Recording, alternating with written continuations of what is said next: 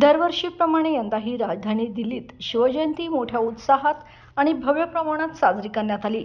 या कार्यक्रमाला युवराज संभाजीराजे छत्रपती यांनी उपस्थित राहून महाराजांना अभिवादन केले।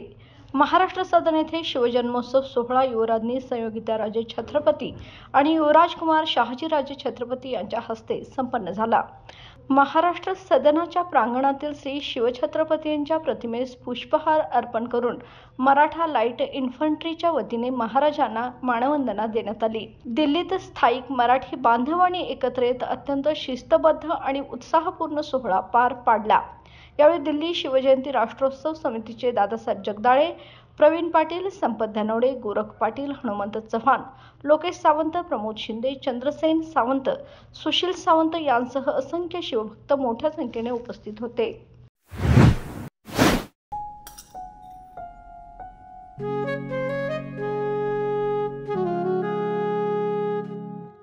बाबा, आज येताना बासुंदी घेऊन या ना। अगं, कालच आपण आईचा वाढदिवस होता म्हणून आणली होती ना। ऐकलं, गोकुळची बासुंदी पुन्हा खावीशी वाटतेय।